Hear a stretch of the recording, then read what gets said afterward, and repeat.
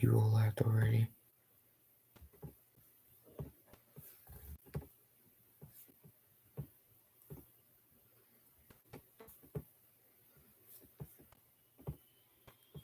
Are you still using Google? I have something to show you. Thank you to Cook Unity for sponsoring this video. This video is Night Shift Horror Stories. Some of you may work the night shift, and preparing your meals for work may be a luxury you don't have in your schedule. Cook Unity is your solution. Cook Unity is the first chef-to-consumer platform, delivering fresh prepared, restaurant-quality food from award-winning chefs straight to your door every week. Cook Unity connects a diverse group of talented chefs, delicious, inventive meals fresh every day. Work at a hotel in our town. Our town had gotten hit by a hurricane a few months back, and a lot of houses were badly damaged, so a lot of people vacated the place. The hotel is about a 20-minute walk from my house.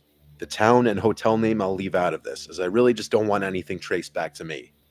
The hotel was a very standard bed and breakfast type place, you know, where they serve wet scrambled eggs, frozen sausages, and assorted cereals. The hotel had a busy month after the hurricane, as some people were out of their houses due to damages. But after a while, things quieted down. If anything, quieter than before the hurricane. I always worked nights, from 6 p.m. to 2 a.m. Then someone would relieve me at 2 a.m. and they'd work till 10 or 11 a.m. I could always see how many people were checked into the hotel, and at the time it was only maybe 9 rooms, which wasn't a lot at all. I could go the whole night sometimes without seeing anyone. There was a back break room for employees with a coffee machine, fridge, table, and a couple sofa-type chairs. The employees were also back here. At night, I spent most of my time back here. There was a bell at the front desk that people would ring if they needed anything. I was in the back when I heard a deep voice from the lobby saying hello repeatedly. I got up and went through the door leading to behind the counter and saw a man on the other side of the glass. There was a glass barrier with an opening underneath about 10 inches high. He said he needed towels. I grabbed him a couple extra towels and slid them under the glass for him. He grabbed them rather aggressively, shot me this weird look, then walked to the room's hallway. I stayed in the lobby now, sitting in the rolling chair by the monitors, and I just watched that man on the camera walk down the hallway. He was looking around weirdly. Then he started rubbing the towels on his face. I said out loud, "What in the world?" Then he got in the elevator. So I went back to the break room. It was maybe 10 minutes later when I heard a voice again from the lobby. It was the same voice. I walked back out and that man was standing on the other side again. He said very loudly, "My key card is broken." I asked what his room number was. He said it was something random like 2C, something with a letter in it. Our hotel room strictly had numbers, no letters, so I knew this man was lying. I told him, "Sir, our rooms don't have letters. Are you sure you're staying here?" His reaction was not something I was expecting, nor was it something I wish I ever had to be victim to. He threw the towels on the floor, started smiling, slightly tilting his head as he got closer to the glass. When his face was practically pressed up on the glass, he said, "I'm going to kill you," still with a smile on his face. Then he said it again, louder, and again. Each time he said it, it got louder until it was almost a scream. I screamed back at him, "I'm calling the police." And I did. I picked up the phone and showed him as I dialed 911. He kept his disturbing smile as he now started mocking me, calling the police. As I spoke to the dispatcher on the phone, explaining very loudly what was happening in front of my face, the sick man laughed and headed for the door in a slow walk. I told the dispatcher he was leaving, and when he was gone through the doors and out of sight, I said he was gone. She asked me if I still wanted an officer to show up, and I said, "No, it's all right." So the next couple hours of my shift went slow. I decided, for obvious reasons, to hang around in the lobby now instead of the break room. There was one guest who checked in during this time. At around 2 a.m., my relief came. I clocked out and was free to go home. I walked outside to the parking lot. It was cold out. I remember wishing I brought my coat. I walked with my hands in the pockets of my light jacket and my hood up. Then I heard a voice in the parking lot. I turned around. There was a line of bushes that covered the first floor windows of the hotel. It came from the bushes. I don't know what the voice said. I didn't care. I walked faster now. Once I got out of the parking lot, I was on a main road for a brief minute, but there were no cars on the road in this quiet town at this hour. After a minute, I turned left down a residential street that would eventually turn onto my block. It was dead silent out, not even the sound of any distant traffic, just the sound of my shoes hitting the pavement, and then the sound of someone else's shoes hitting the pavement behind me. Only it was the sound of someone running, as if on their tiptoes trying to be quiet. By the time I turned around, they stopped. There was a car right behind me, and I almost knew that there was someone hiding behind it. I heard laughing, and then a familiar voice saying quietly, "I'm going to kill you, bitch." Without even seeing him, I knew it was that man. I looked around, planning out my next move. I couldn't outrun a man, let alone wearing my work shoes. I looked at the nearest house. It had an upstairs light on. Someone was awake. I would go run and ring the doorbell for help. I looked back at the car, and I saw him. That man, peeking his eyes out from behind the car as he inched around it to the front. When he got to the hood, the rest of his face and upper body were exposed, and I could see his disgusting, crazy smile again. I ran for the house, screaming, "Help me." I made it to the front door and rang the bell at least 3 times, and that's when the man grabbed me and started choking me, whispering in my ear, "Die, bitch." In that moment, I thought my life was flashing before my eyes. And then an angel in the form of a man opened the front door to the house and screamed "hey" at the man choking me. The man's grip was released from my neck and I fell to the floor. I never turned to watch the man run away. But the man from the house helped me up and brought me inside. He gave me water and called the police for me, and I explained the whole story to the police. They collected the CCTV footage of the man from the hotel and put feelers out to track him. I was called into the police station when they did a lineup of people who looked similar to the man on the CCTV footage. I was asked to point out which man I thought was him. I looked at all 5 of them for like 5 minutes, and I ultimately said it wasn't any of them. I don't know if the pressure and nerves got to me, but in the moment, I truly didn't recognize him to be in that lineup. I hope to this day I didn't make a mistake and let that man roam free.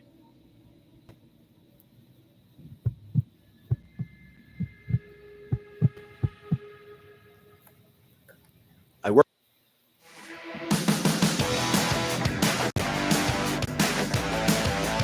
I work in the pro department of a home improvement company. I work the closing shift with another cashier, who I'll call Nicole. Nicole is a really kind but quite timid cashier. She's also very pretty, so she has a lot of contractors hit on her. It's usually not that worrisome, though.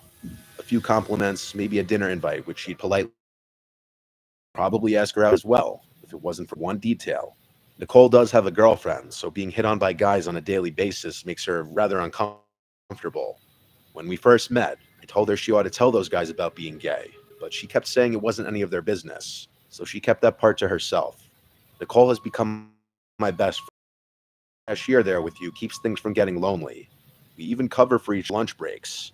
One day when I came back from lunch, Nicole started telling me about this rather creepy guy who was flirting with her. She said she politely turned him down, saying she was with someone already, and while he didn't seem happy, he did leave. I shrugged it off as nothing more than the usual horny guy and laughed it off. But later that day, the man came back. Nicole wasn't there, as she had left to help a customer find some lumber, so it was just me. He looked rather normal, probably handsome to most women, but he acted off.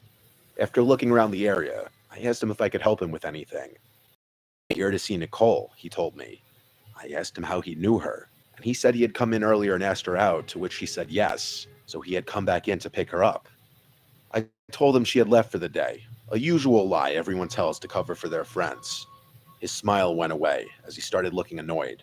He said he wanted to speak to Nicole and ask her out again, which contradicted what he had just told me about accepting his previous invite. I told him he could not do that, which caused him to cross his arms and ask me why not. I'm not the best liar when it comes to making up excuses on the spot. However, I didn't want to tell him Nicole was gay if she didn't want him to know it, so I just blurted out that Nicole was my fiancée. His annoyed look went to confusion as he asked me how someone as pretty as she is could go out with someone like me. I'm not a Jason Momoa or anything, but I don't think I'm that bad looking.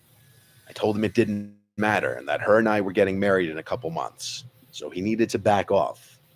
He gave me a death look, but didn't say anything. After an awkward silence, he left. After Nicole had gotten back, I told her what went down. She asked me to describe him, and after I told her what he looked like, she said that was the same guy who came in before. She was a bit creeped out by what went down, but she found the fiancé excuse rather funny. She even stated she'd rather be engaged to me than go out with him, which I'm guessing was a compliment. A couple of weeks went by. I'd all but forgotten about the man at this point. But one night, after it had gotten dark, Nicole and I were getting the trash together so we could close down the registers and go home. Just then, we hear a bang at the door, causing both of us to nearly jump out of our skins. It was the guy again. He had a wild look in his eyes as he kept his face pressed against the glass. "We're closed," I tell him, but he insists he needs to come in. Nicole yells again to tell him she's not interested and for him to go away and leave her alone. But he yells that he's not here for her. He's here for me. He then says that if he can, quote-unquote, take out her husband, then she'd be all his. Based on that, he wanted to kill me. I tell Nicole to run to the manager's office and call the police, and I'll stay here and watch him. I won't lie, though. I was pretty afraid to be in that tiny little area if the guy is able to get in. He wasn't the biggest guy, but he could have had a weapon on him. Plus, the store doesn't allow us to have self-defense items on us, so I was on my own here. The guy then started ramming the sliding doors like he was crazy. The doors were rattling. I could have sworn we're going off its base. Just then, Nicole comes running back around the corner with a 2x4 in her hand, yelling that the cops are on their way. Finally, the man decided to leave. The closing manager met the officers when they came, and he took them to review the cameras. Thankfully, the man was caught and arrested, but Nicole nor I felt safe working there any longer. We're still friends and even attend the same college together, but we do have separate jobs now while we pay our way through classes. I'm glad she was there to help me with the rogue man, as I hate to imagine what he might have done to me, or worse, what he might have done to her. She says she's glad I was there for her as well, as having a guy around tends to make men like him less confident in what they might try. It was a wake-up call for me as to how dangerous it can be for some girls when an interested guy doesn't want to take no for an answer.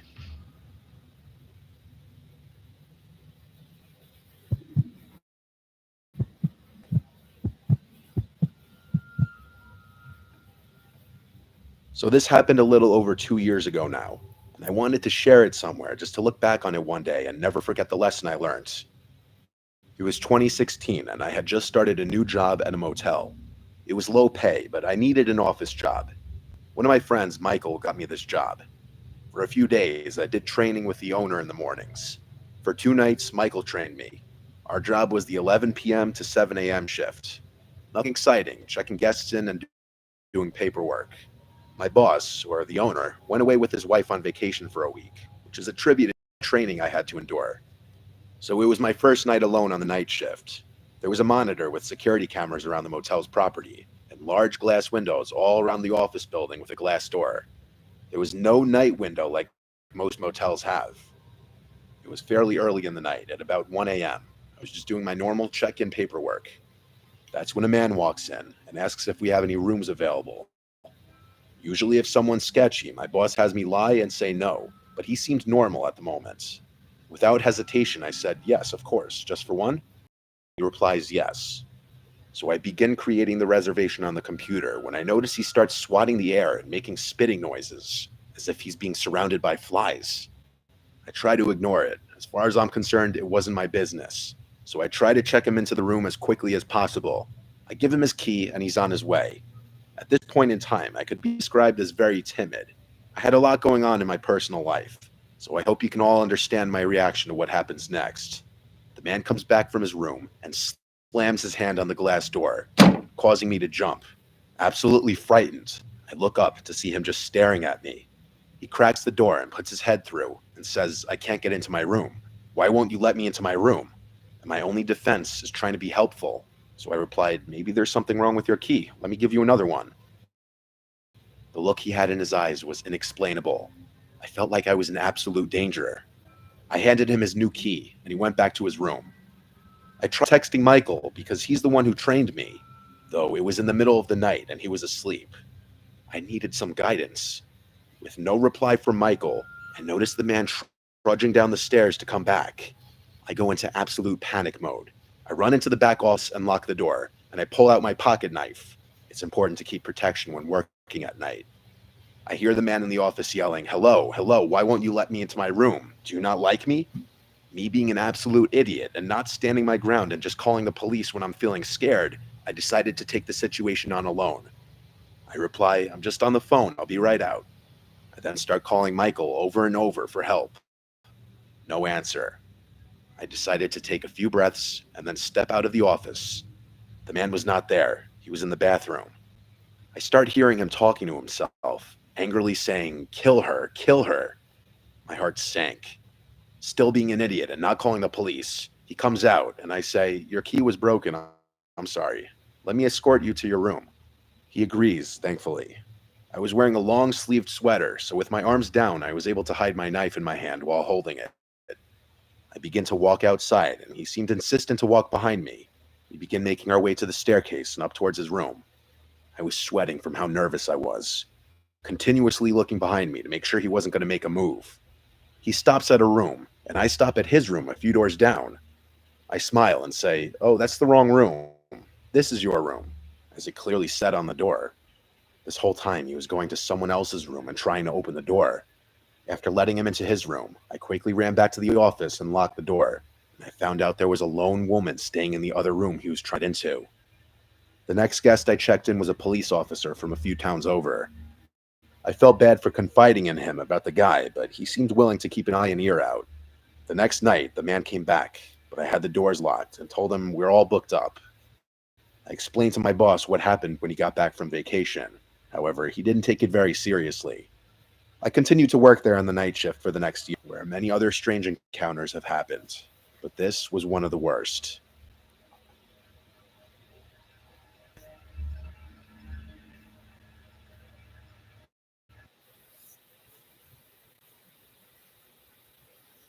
Are you serious about growing on Instagram or what? I see you watching my YouTube content, so I know that you're interested in growing on Instagram.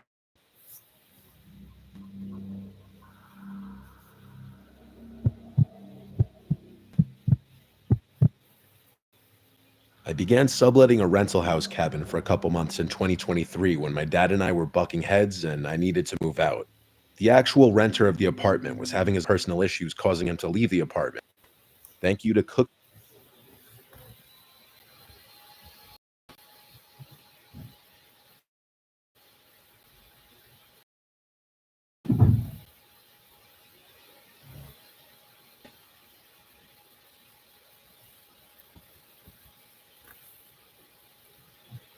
The topic of today's video is college horror stories, whether they take place on campus or in a social setting such as college bars or parties. A big part of a person's college years will be the social aspects. Your social life may drastically improve from high school to college. However, many people don't realize the importance of smelling good while networking. People heavily judge you based on your scents, and smelling bad is a guaranteed way to make people not want to associate with you. Scentbird is your solution. It's a monthly subscription service that allows you to pick from countless colognes and perfumes from all the top fragrances. Your first month at University of California, Berkeley in 2016. My college experience was perfect. I was part of a frat, I managed my studies well, and spent just the right amount of time chasing girls. Actually still friends with a lot of my old frat brothers, and I recently got engaged to my fiancée Rosie, whom I also met at Berkeley. If you had asked me my opinion of Berkeley when I was a freshman, though, I can assure you that my answer would be very, very different. What I'm about to tell you is one of the main reasons why. I was never overly ambitious in high school. The Berkeley atmosphere was extremely foreign to me, and it was weird being surrounded by so many self-proclaimed high achievers. As a freshman, I was quickly swept up into the frenzy of career development and planning the next 30 years of your life as an 18-year-old. Silly, I know, but that was the nature of my school at the time. If you wanted to get any sort of offer in the business world, having a strong LinkedIn profile, and still remember the stress of cultivating a professional image online, as if my future hinged on which people I connected with and what skills I listed. Regardless, I checked all the boxes and began my search for a summer internship. It wasn't long before my inbox chimed with an actual meaningful message. To my genuine surprise, a prestigious business firm had reached out to me, expressing interest in my profile. It wasn't one of those bot messages either. The substance of the message indicated that this was actually a unique message designed specifically for me. I read it over like 6 times before finally responding, and after about a day and a brief correspondence, I was invited to a first-round interview. I spent hours researching the company so I could know what to expect come the interview, and I prepped myself with all the sample questions I could find. I soon got a message from a guy named Armand Slowinski, I'll never forget that name for as long as I live. He stated that he was to be my interviewer, and naturally, the first thing I did was do some background research on the guy. However, excitement soon gave way to puzzlement. I scoured LinkedIn for Armand's profile, expecting to glean some insight into the person I'd soon be meeting. Strangely, I found nothing. No trace of their professional footprint, no social media, nothing. I shrugged it off, attributing it to perhaps a preference for privacy or something like that. Armand and I agreed on a day and time, and he gave me the interview location. I searched it up on my phone and realized that it was some random coffee shop in Oakland. This is when I started getting confused. Why? I've been using Epidemic Sound as my go-to resource for background music and sound effects for the last 6 years, since I grew my YouTube channel from 100 subscribers. Why would an interview not take place in Berkeley? We had tons of coffee shops and perfect places for interviews in our college town, so I was just perplexed. The address online seems pretty normal though, so I didn't think much of it. A day before the interview, I told my friend Riley about the situation. He was even more confused than I was, telling me that the situation seemed fishy. I agreed with him, but I figured it was worth it for the position I might be getting. He asked me how I was getting there, and I told him I was Ubering. He offered to give me a ride, as he wasn't doing anything at the time. I thanked him and took him up on his offer. Little did I know, I might not even be telling this story if he hadn't offered to drive me. 4 in the afternoon the next day, and Riley rolled up to my dorm. Admittedly, I was extremely nervous, and this was one of my first interviews. I got in the car, and we were off. Later, I told Riley to drop me off on the street, as I didn't want to be seen having a friend drop me off for an interview. I thanked him, and he offered to wait for me.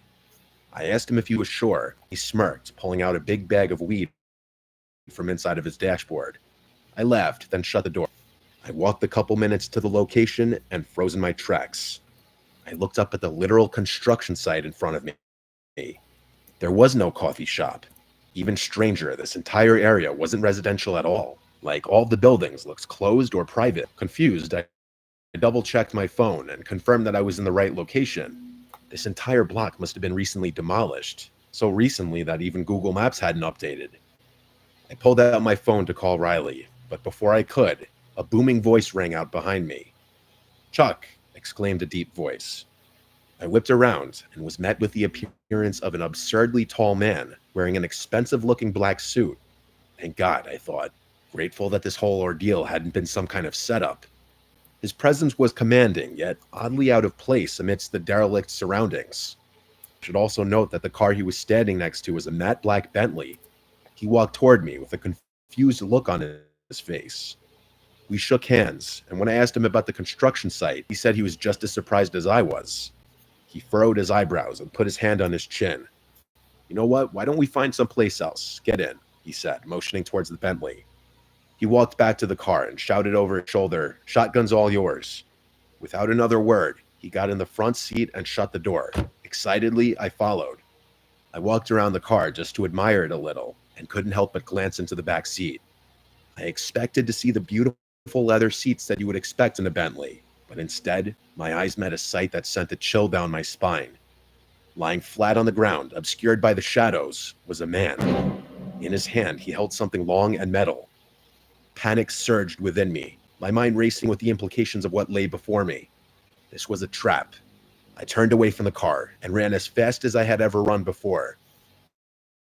I heard the man yell my name from behind me, but I didn't even turn around to look. As I ran, I heard the one sound I was dreading, screeching tires.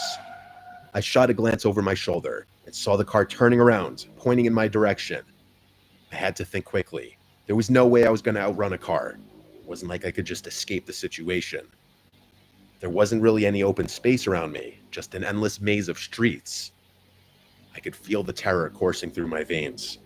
I made it to the next intersection and faced a choice that may have decided my fate. Left or right. Logic told me to just turn left as it was closer, but my feet chose for me before my brain could. I sprinted across the street to the right and darted down the road. I knew I didn't have long, 10, maybe 20 seconds at most. As if by some miracle, one of the buildings in front of me had a fire escape that looked just low enough to jump onto. With every ounce of my strength I had, I vaulted myself upwards, grabbing onto the ladder. I had never done a pull-up in my life, but in my mind, this was life or death. I made it up the ladder and kept climbing. The Bentley whipped around the corner and stopped on the street in front of the building. I couldn't see the driver, but I knew he was looking at me. There was nothing else I could do. If they chose to follow me, I'd just have to fight. The next minute felt like an eternity. The car stood there a little while longer and then accelerated down the street, turning left to never be seen again. I couldn't breathe. I pulled out my phone and called Riley, basically screaming into the phone about what happened. I stayed on the fire escape until he found me. I got in the car and we sped off in silence. The aftermath of this whole thing was pretty uneventful.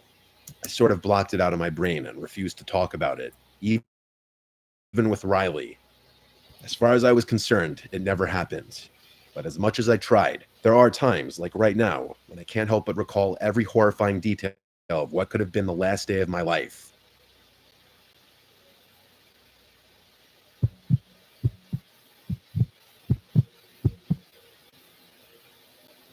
This is a fresh story happening pretty recently. My family and I were driving to college to help me move in. I'm currently a first-year student. Once we arrived, I found out that I would be living in a Jack and Jill, which means you and another room share the same bathroom. So essentially, I'd be living with 3 other guys. I already knew one of them in the other room. We met at orientation and got to know each other. His roommate doesn't matter for this story, though. It's my roommate, Demora, who I'm going to talk about. I got his socials beforehand, and we exchanged information. Prior to moving in, I tried talking to him on Instagram to get to know him better, but his replies seemed dry. On top of that, his profile seems like one of those Discord mods that you see on Instagram Reels or TikTok. Once we moved in, I met him, and ironically, he looked like a Discord mod, except he had a skinny build around my height.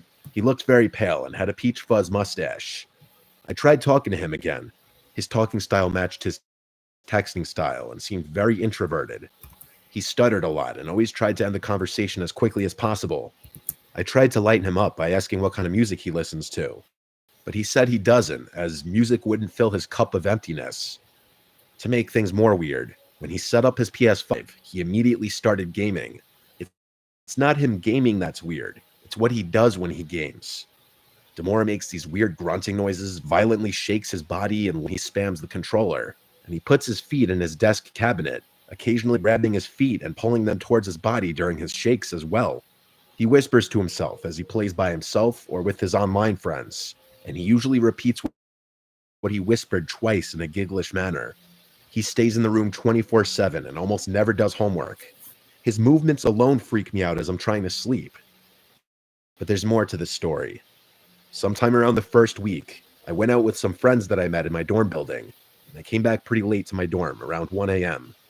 Demora looked asleep in his bed, so I nudged it off. As I went to my cabinet, which was right next to my bed, I felt my arm hairs get goosebumps and felt the urge to turn around. So I did. Demora was staring right at me with a slight grin on his face. I yelped and said, "Holy fuck, Demora, why are you looking at me like that?" He laughed it off and said, "Dark time," and turned around to face the wall. This creeped me out, and it happened, I want to say, 3 more times.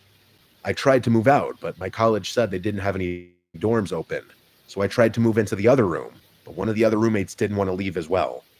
This meant I was stuck with Demora for the semester, and I just had to deal with it. About 3 months passed by, and I come back from my English class. When I opened the door to my dorm, Demora stood up in a panic, asking me why I'm back so early. This was weird, as my English class actually ended late, hence me getting back late. I asked him if he needed the room to himself, and he declined, striking some weird pose that looked like it was from some anime, and he said that I shouldn't be worried at all. I visibly cringed at him, and his statement only made me more uncomfortable. I noticed he had a box on his desk, and when I brought it up, he told me that it wasn't important. I shrugged it off. At this time, I noticed that my iPhone charger and my scissors were missing. I asked Demora if he saw it, and he said he had it. He handed me the scissors, and as he was handing me the iPhone charger, the cable knocked his box over to me as well. The box opened, and what I saw made my heart sink. A sticky note that had my name on it fell out. Alongside this was what looked to be a see-through case. Inside of it, eyelashes, a pair of glasses, a pair of my socks, and a disposable photo of me that I took as a joke. He collected all of it up off the floor as he tried explaining the meaning of it, and I yelled at him to get out. He left immediately. I texted my RA the situation, and he told me that he was out at the moment, but when he comes back tomorrow, to show him the box as evidence so that they would have a reason to kick Demora out. So I got the box and hid it within my laundry bin. I felt really rattled, and the sight of my roommate disgusted me. However, in an hour, he came back. I just told him to stay on his side and not to talk to me. After that, no words were spoken. I tried to stay awake out of fear that he might try to find the box, but after it being a long day, I fell asleep around 2 a.m. When I woke up, I saw Demora was gone, and it felt good seeing him out of the room for once, but then I remembered the box. I went to my laundry bin, and it was gone. I panicked, and not long after, my RA was knocking on the door. I let him in and told him the story. While he did believe me, he said he can't do anything without that box, otherwise he'd just be going off my word alone, which isn't much. I felt like I was losing my mind. The RA left, and about 5 hours later, Demora came back. I asked him what he did with the box. He played dumb and said, "What box? I don't know what you're talking about." I pressured him to stop being dumb, but Demora kept denying it. I couldn't stand, look, nor be in the same room with him anymore. It's now second semester, and yes, I'm still dorming with Demora, unfortunately. He did let me know that we'll never do it again, and that if he does, he'll let me know and we'll move out immediately. I took his word, and we're still dorming as of today. However, I stay out of the room as much as I can. He still creeps me out. The worst part is that I can't sleep sometimes, nor focus during the day, as I keep thinking of what was in the box. Why did he steal my photo? Why did he steal my socks? What were the glasses for? The part that leaves me scared each time is what those eyelashes were doing there. And perhaps weirdest of all was he labeled the box with my name.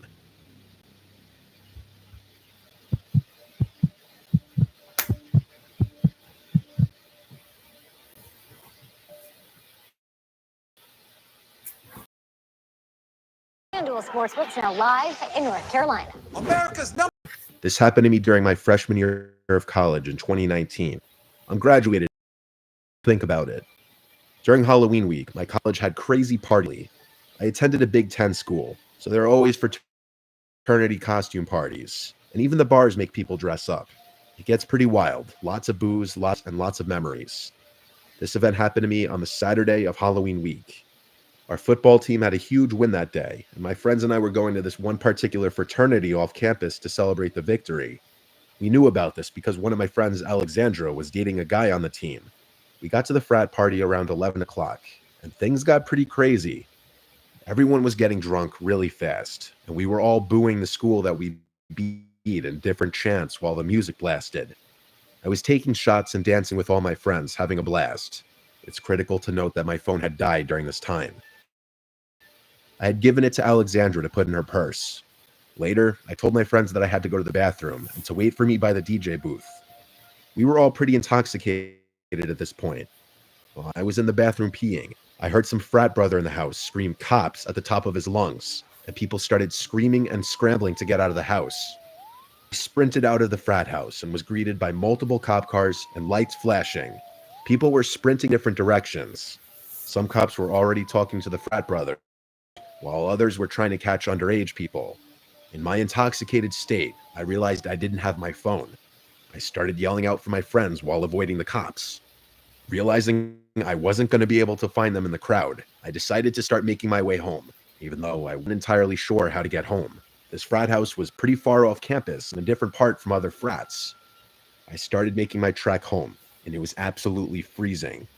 Even though it was only October, it was like 37 degrees that night. I'm still heavily tipsy, but conscious of everything around me. After a while, I knew I needed a break to warm up and hopefully sober up. I saw a building that looked like one of the academic buildings I had heard about, so I approached it, opened the door, and stepped inside. It was pretty dark in there, but a few exit signs at front door entrances illuminated a decent portion of the inside. After 5 minutes, I started to sober up a little bit and realized I wasn't in an academic building. I was in a warehouse. I was much warmer, but I became nervous about the eerie feeling around me. I went to open the door, and a pit sank in my stomach. It was locked. How could it have been opened if it was locked from the inside? I started to make my way towards a door near the exit sign. I pushed it open and went through the door, expecting it to lead me to outside, but it was to another part of the building. This room was much smaller, illuminated by a low red light. There was a buzzing noise in the room from some machine. I could see chains hanging from the ceiling and steam in the room. I shit you not, it was like a typical horror movie scene. I went to turn around and go back through the door, but this door was also locked behind me. Sheer panic set through me, and at this point, I was trying not to break down. I leaned up against the wall and slid down silently, crying. This is when I heard it. A door slammed shut and footsteps. I instantly went silent and my eyes widened. I heard another door shut and more footsteps. It was getting closer to my area. I saw the door next to me, and as quietly as possible, I opened it and snuck through. I started wading through the hanging chains and the steam. I heard the door from the previous room open and the footsteps approaching, and they were big, heavy footsteps. My fight or flight kicked in, and I came near a window. With all my might, I kicked it 5 times with my foot, shattering it. This was when I heard the feet running towards the door. I had maybe 10 seconds to spare.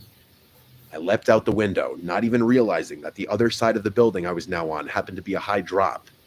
I fell like 10 feet out of the window, landing on top of 2 recycling bins. I pushed myself off, shocked by the impacts, and looked up at the window. It was shattered, and there was no one in the window frame. I dashed underneath some pine trees a few feet away, hiding myself in the shadows. When I looked back up, that's when I saw a figure looking out the window, looking in all directions for me. My whole body went numb in fear. As quietly as I could, I snuck across the street and ran. I ran for my life as fast as I could, for I didn't know how long until I recognized the side of campus my dorm was on. I got back to my dorm, and my friends were waiting for me outside, panicked and freaking out. They told me I had been gone for almost 4 hours. The following day, I told them of my experience. My friends' mouths hung open as they listened to me talk. After further discussion, I discovered that it was a building that hadn't been used in several years. The pit in my stomach hit me again. Whoever was in the building wasn't a cop. He wasn't night security. This was some random person after me. It still makes me sick to this day. If I hadn't been more quiet or thought as quickly, I could be dead. Even though I tried to find out information, nothing came up. It still remains the scariest thing that's ever. Photoshop isn't just for professional photo shoot. Those social media managers know.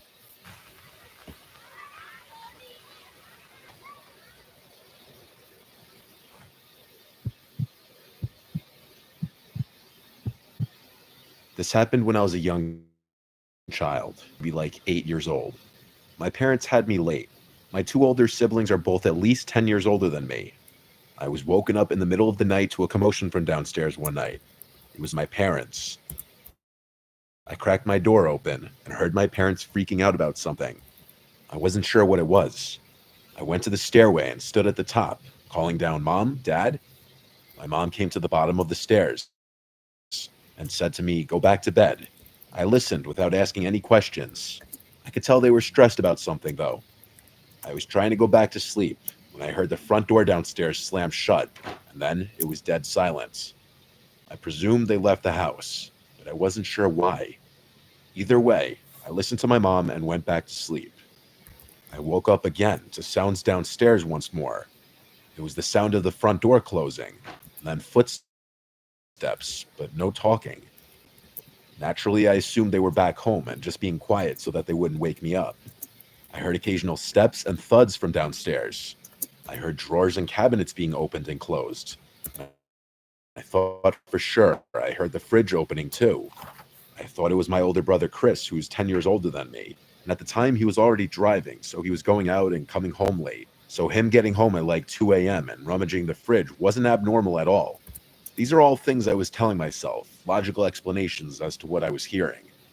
Eventually, I heard footsteps coming up the stairs, getting louder and closer until they reached the top and then made their way first thing to my door. My door quietly and slowly opened. I didn't sit up or move. I just had my eyes open, facing the door as I was still laying down. There weren't any lights on outside of my room. Whoever was walking around was doing so in the dark. So all I saw was this black mass at my doorway, resembling the shape of someone's head. I said every name, starting from Chris to Mom to Dad. Then I just said, "Who's there?" They didn't reply. They just closed the door, and I was left there confused but mildly creeped out. I heard footsteps going downstairs. I was convinced it was my dad now, just coming to check on me after getting home, though I wasn't sure why he was ignoring me. I didn't hear anything from downstairs for a while now. I allowed curiosity to get the better of me, and I went downstairs in the dark. I kept all the lights off as I was approaching the kitchen, and I froze at the doorway, noticing a tall figure standing right in the middle of the kitchen. I said, "Dad?" assuming it was him just based off the size of this person. A deep voice said, "Go back upstairs." I ran back up the stairs to my room and closed the door and jumped under the covers. All I was thinking was, why did my dad's voice sound like that? The reality of a stranger being in the house didn't dawn on my innocent little mind. Not until a little later, when I heard the front door opening and a commotion from downstairs again. The voices of my parents. I went to the top of the stairway again, and they were shocked to see I was still awake. I asked what happened. They told me that Chris had a little accident, but that he was going to be fine. I found out months later that he had gotten into a car accident driving in a condition that he shouldn't have been driving in. My parents got a call from the hospital, and so they rushed to see him first thing, leaving me to sleep. I asked my dad if he had come in my room before, and that was when I learned that they had been gone for hours. My mom started freaking out, yelling at my dad because he had neglected to lock the door when they rushed out of the house. Me telling my parents about the person at my bedroom door and in the kitchen caused my dad to search the house with his gun, and my mom to call the police. The last thing I really remember was being asked by a police officer to give my story. My parents tell me that they felt like morons, having to explain to the cops that they left me alone and left the door unlocked. I don't think anything of value was stolen, even though whoever broke into the house clearly didn't have intentions of harming me. Having a complete stranger in your house is already a terrifying ordeal. Now imagine going through that at 8 years old.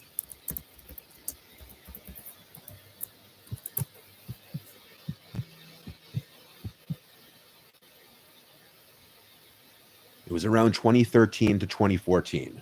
My brother was about 7 or 8 at the time, and we had just moved into a new house to be closer to cheaper rents. It was a pretty nice house, all things considered. It had a cozy fireplace for the winter. Anyway, my brother was really into Batman and had this Batman car that if a button was pressed, made noises and lit up. It was basically his favorite toy, so he played with it often. Then one afternoon, he came inside from playing out back and told us he found something. So obviously my mom and I asked what it was. It was a picture of a young boy in the form of one of those tags you get if your parents paid extra for school photos. The picture was dirty and full of wear and tear, even to the point you couldn't see the year taken. We thought that, okay, some parent lost their kid's picture, no big deal. And then my brother said something that confused me. "That's Buddy," he said. And I looked at him with a facial expression that basically asked him to repeat himself. And he did. He pointed at the picture and said, "This is Buddy, he's my friend." I slowly nodded my head as if I knew who he was talking about.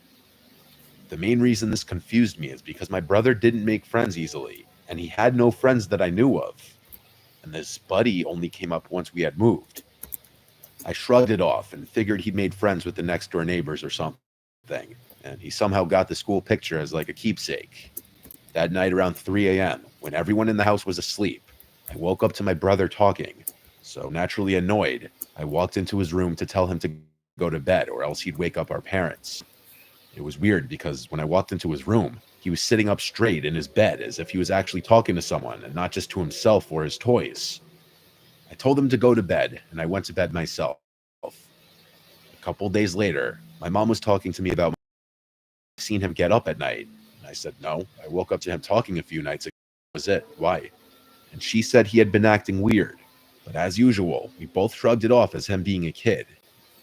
Now in my room, my bed was right across from my door, meaning if I turned over, I could see into the hallway right in front of me. One night, I woke up to use the bathroom, and since I myself was and still am very afraid of the dark, I left the hallway light on, knowing my dad would turn it off once he got up and I'd probably be asleep by then. I was laying in my bed facing my door when a sudden noise made me jump. It was my brother's damn Batman car. It was making noises. So I got up to tell my brother that he shouldn't be up this late playing. But when I got into his room, he was asleep in his bed with the toy across the room on the floor, still making noise. I walked over to it to turn it off. I was finally able to go back to sleep, but the following days, my brother would not shut up about Buddy. It was honestly starting to freak me out. So I went over to the neighbors' houses to the right and left of us. One house didn't even have kids. The other was vacant. This started to worry me. Just an imaginary friend he came up with. I went along with it since I couldn't find a solution. But almost every night, one of us, my mom, dad, or sister, would say we heard my brother's toy making noise and had to go into the room and turn it off.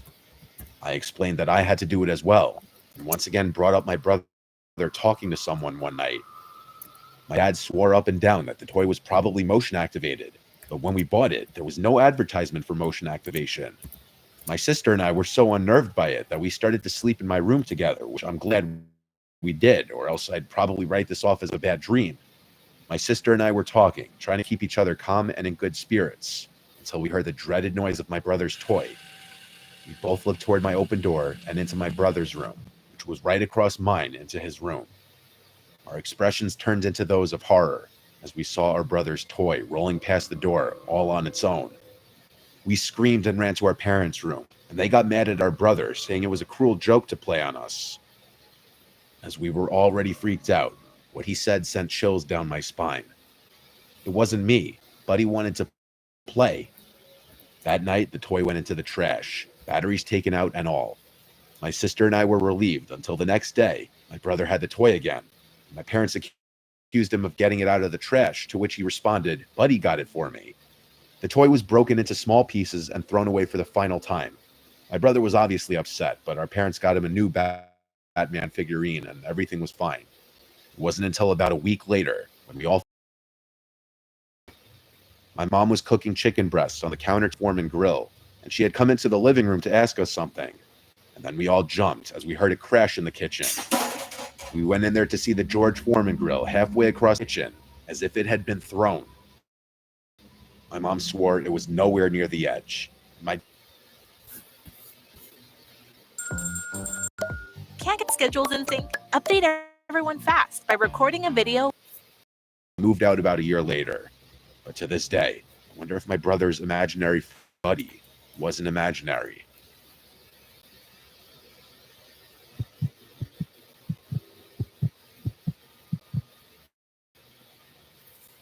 When I was just 10, we moved to a new house in a different town. New elementary school as a 5th grader, which is always tough. Starting out, it was a bit awkward, as all kids already knew each other, as I was just some random kid entering the scene.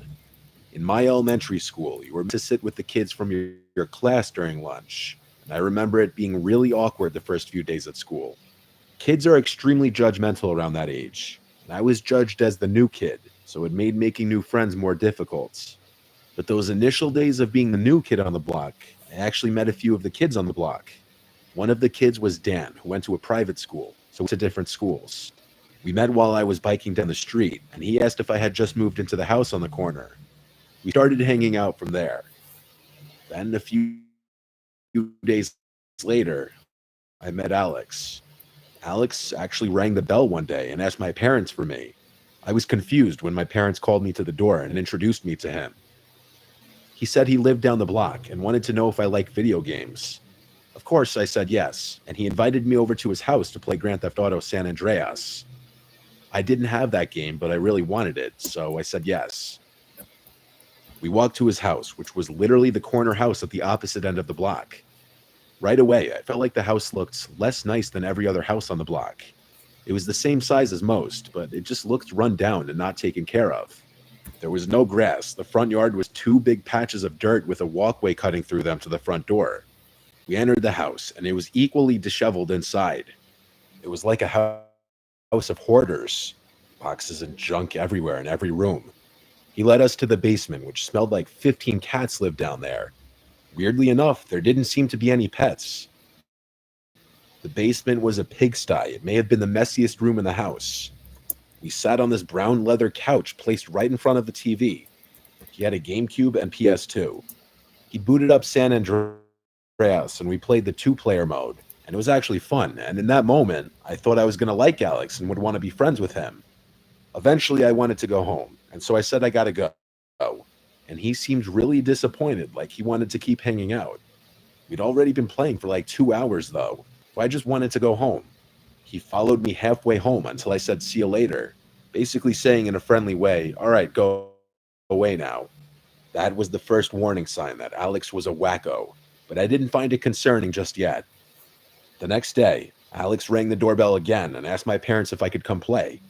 This time we played GameCube in my room for about an hour.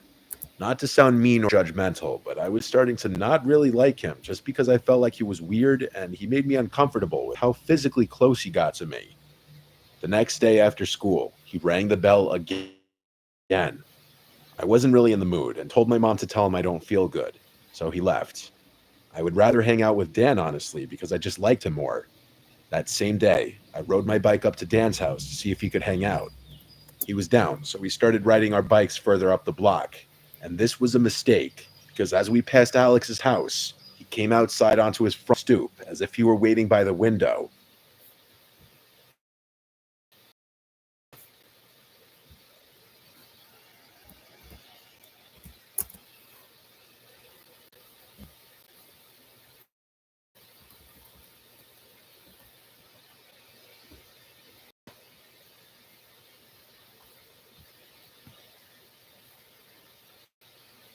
I thought you said they were serious about growing on Instagram. My free Instagram growth course that you could get by clicking this link right here. Right now, it is.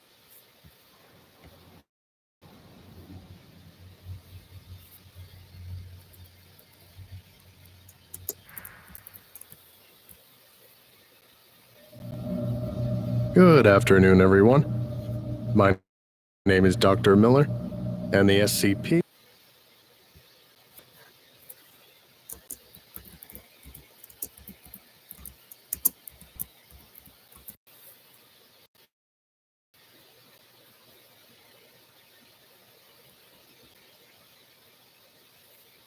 For those unfamiliar with the term, these are a list of fictional monsters cataloged on the web.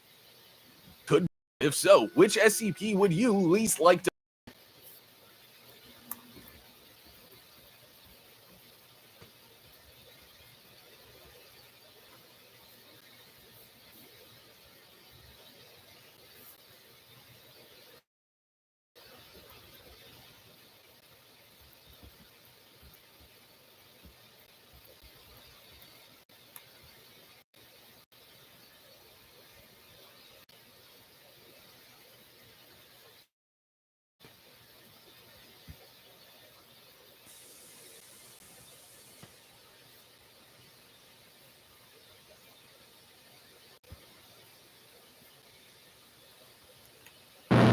See circles that are not circles. The image of that souls inside us as proof that over now, automatically still hate the saddest, the planet.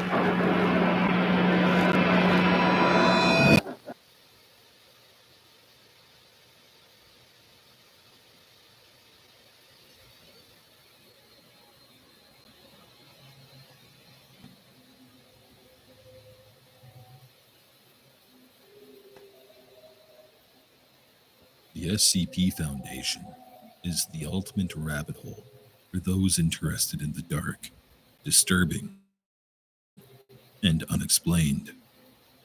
For those of you who don't know, the SCP Foundation is responsible for capturing, containing, and studying various paranormal, supernatural, and other mysterious phenomena unexplained by science, while also keeping their existence hidden from the rest of society.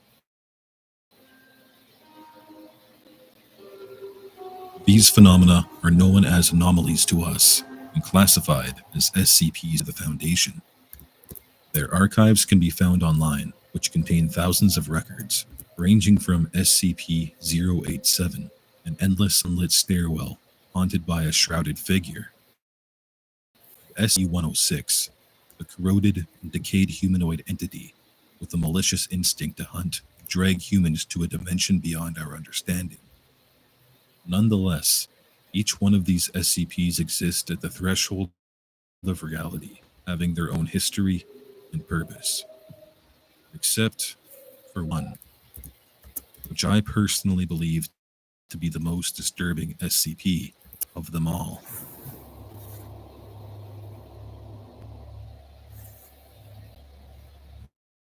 This is SCP-1981, a corrupted Betamax recording of Ronald Reagan's Evil Empire speech from March of 1983. This anomalous object was discovered by a filing clerk at the Ronald Reagan Presidential Library, Simi Valley, California, in 1991. Attached adhesive sticker with the title, Ronald Reagan cut up while talking. The filing clerk inserted the recording and watched in horror as they witnessed what appeared to be a life edit of Ronald Reagan being cut up, bleeding all over his podium. After viewing the tape, the clerk immediately notified the police, as they believed this obscene edit was grounds for criminal charges. However, local investigations were cut short, as the SCP Foundation soon caught wind of this tape, contained it, and closed the investigation. Back at the Foundation, researchers immediately began to study this supposed anomalous object. Upon the very first playback, everything began as normal. Reagan's speech was as it was back in 1983, but only up until a minute and 10 seconds in, where it heavily deviated the original script, nothing like any speech he's ever performed before.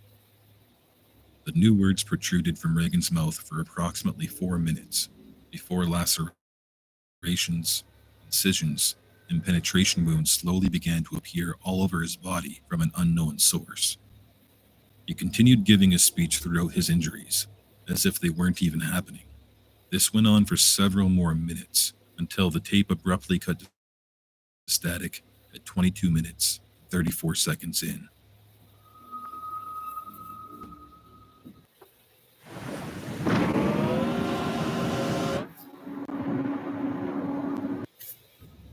However, this isn't even the start of what makes this tape so disturbing. As stated before, everything is normal until 1 minute and 10 seconds in. But each time the tape is rewound, everything is different. Each and every subsequent viewing. Reagan's words are mostly incoherent and nonsensical, lacking any sort of thematic structure.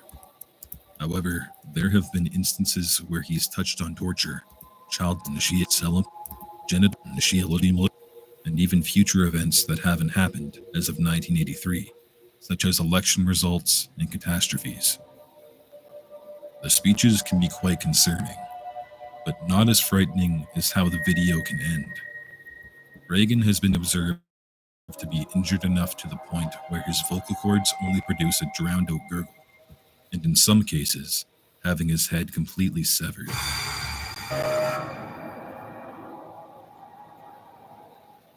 Over the years, the SCP Foundation has conducted several investigations into this strange Betamax tape. There are only a few recordings the Foundation has captured during their studies. Because of its horrific nature, I will only be sharing the audio. The first of these recordings was captured in 1993, where officials observed this snippet. A renewal of the traditional values that have been the tendons of this country's strength.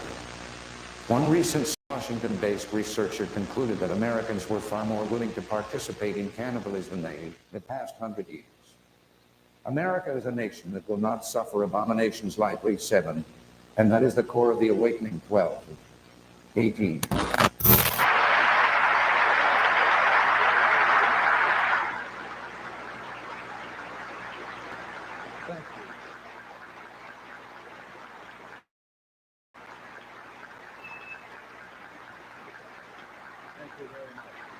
For the first time, we have risen, and I see we are being consumed.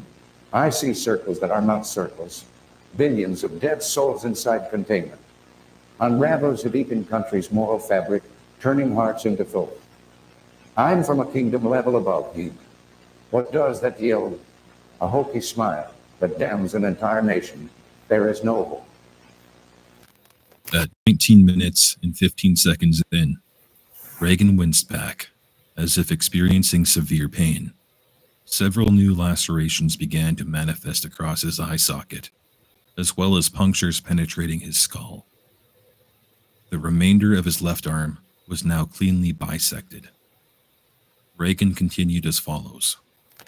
Further consensus has proven that over half of all Americans still hate, heap and hold by void, the emptiness, the sadness, the blackness, the darkness. Then from 20 minutes